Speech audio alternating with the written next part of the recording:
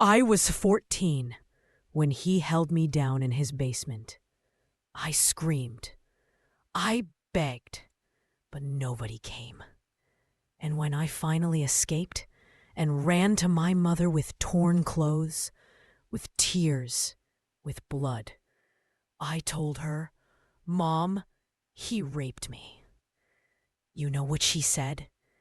She looked at me and said, "Be quiet. If you tell anyone, everyone will think you're a bad girl." And I went silent. I stayed silent for 10 years. Until that day when my mother called and said, "Honey, I'm getting married. I want you to come to my wedding," and sent me a picture of the groom. That face, that monster. And that's when I realized my mother had known all along, because he was her best friend's brother. And she chose to sacrifice me so her relationship with her friend wouldn't be ruined. Now I'm 24, and in 2 months, it's the wedding day.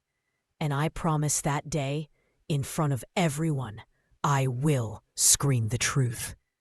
Baby, sit down and listen close, because this story, honey, this one comes from the deepest, darkest place in my soul.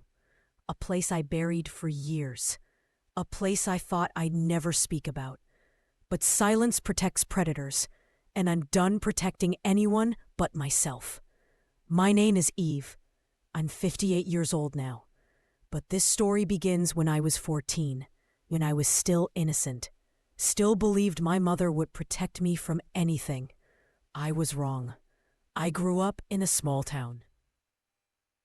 The kind where everybody knows everybody. My mama, Helen, had a best friend named Patricia. They'd been friends since high school, inseparable, did everything together. Patricia had a younger brother. His name was Richard. He was 32 when I was 14, divorced, lived alone in a house on the edge of town, worked as a mechanic. Seemed normal enough. Mama would send me over to his house sometimes to drop things off for Patricia. Baked goods, mail, whatever. "Just run this over to Rich's place, baby. It'll only take a minute." I never thought twice about it. He was Aunt Patricia's brother, Mama's friend, safe. That's what I thought. It happened on a Saturday in July. Summer break. I was 14 years old. Mama asked me to take a casserole over to Richard's house. Said Patricia was coming by later to pick it up, and she wanted it to stay warm. I rode my bike over, knocked on the door. He answered with a smile. "Hey there, Eve. Come on in. Just set it on the kitchen counter." I walked in. The house smelled like cigarettes and motor oil. I put the casserole down and turned to leave. "Hold on a second," he said. "I got something for your mama in the basement. Can you help me carry it up?" I hesitated. Something felt wrong. But I was 14, polite, taught to respect adults. So I said, "Okay." I followed him down to the basement. And baby, that's when my childhood ended. I'm not going to give you graphic details. I won't do that to you or to myself. But I'll tell you this. He locked the door behind us. I tried to run. He grabbed me. I screamed. He covered my mouth. I fought with everything I had. But I was a 14-year-old girl, and he was a 32-year-old man. It lasted maybe 20 minutes, but it felt like hours. Like my soul was being ripped out of my body while I was still inside it. When he was done, he looked at me, crying, bleeding, terrified. And he said, "If you tell anyone, no one will believe you. You came here alone. You walked into my house. They'll think you wanted it." Then he unlocked the door and told me to leave. I grabbed my clothes, ran out of that house, got on my bike and rode home as fast as I could. My whole body shaking, my mind screaming. I burst through the front door. Mama was in the kitchen. She turned around and saw me. Torn shirt, dirt on my knees, tears streaming down my face. Eve, baby, what happened? I could barely speak, but I managed to get the words out. Richard, Mama, he hurt me. He raped me. I expected her to grab me, hold me, call the police, protect me. But baby, that's not what happened. Her face went pale, then hard. She looked at me like I'd just told her I broke her favorite dish. What did you just say? Richard raped me, I said again, sobbing now. Mama, please, we have to call the police. Stop, she said. Sharp, cold, stop right now. I stared at her, confused, terrified. Mama? She walked over to me, got down on my level, looked me dead in the eyes. Listen to me very carefully. You are not going to tell anyone about this. Do you understand? But Mama, do you understand? She said louder. Richard is Patricia's brother. Patricia is my best friend. If you go around saying things like this, it will ruin everything. People will talk. They'll call you a liar. They'll say you wanted attention. Is that what you want? I couldn't believe what I was hearing. My own mother, telling me to stay silent. But it's true, I whispered. Mama, it's true. He hurt me. She stood up, crossed her arms. Go take a shower. Throw those clothes away. And we will never speak of this again. Menji walked out of the kitchen, left me standing there, bleeding, broken, alone. Honey, let me tell you what happens when your mother betrays you like that.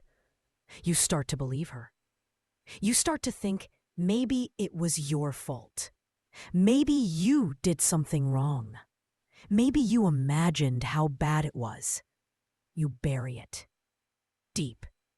Lock it in a box in your mind and throw away the key. You stop trusting people.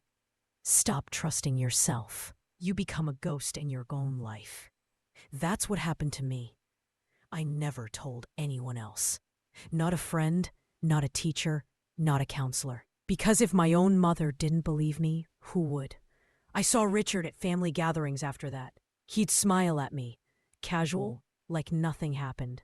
And I'd look away, silent, obedient. Mama never brought it up again. Acted like it never happened. Kept being best friends with Patricia. Kept sending me on errands. Never to Richard's house again, but still. Like she knew. Like she was covering for him. I left home at 18. Moved to another city. Got a job. Went to nursing school. Built a life far away from that town. From Mama. From Richard. From the memory. I didn't talk to Mama much. Called on holidays. Short conversations. Surface level. She never asked why I was distant. Never apologized. Never acknowledged what she'd done. And I never brought it up. Because what was the point? She'd made her choice 10 years ago. But then, 10 years after it happened, when I was 24 years old, my phone rang. It was Mama. Sounded excited. Eve, honey, I have wonderful news. I braced myself. Mama's wonderful news was usually about church gossip or a new casserole recipe. What is it, Mama? I'm getting married. I froze. What? I'm engaged. Can you believe it? At my age? I'm so happy, baby. I want you to come to the wedding. It's in 2 months. I was stunned. Mama hadn't dated anyone since Daddy died when I was 10. This was sudden. Who is it? I asked. Oh, you know him. I'll send you a picture. Hold on. My phone buzzed. A text message. A photo. I opened it, and my entire world shattered. It was Richard. Mama was marrying Richard, the man who raped me when I was 14. The man she told me to stay silent about. The man she protected. She was going to make him my stepfather, I couldn't breathe, couldn't think, just stared at that photo. His face, smiling, arm around my mother. The phone was still on. Mama was talking. Isn't it wonderful? Rich and I have been seeing each other for about a year now. After Patricia passed last year, God rest her soul, he and I just got closer. He's such a good man, Eve, and so lucky. A good man. The words made me want to vomit. Eve, you still there? I found my voice. Barely. Yeah, I'm here. So you'll come to the wedding? I should have said no. Should have hung up. Should have cut her out of my life forever. But instead, I said, yeah, Mama, I'll be there. Because right then, in that moment, a plan started forming in my mind. A plan I'd been waiting 10 years to execute. I had 2 months to prepare.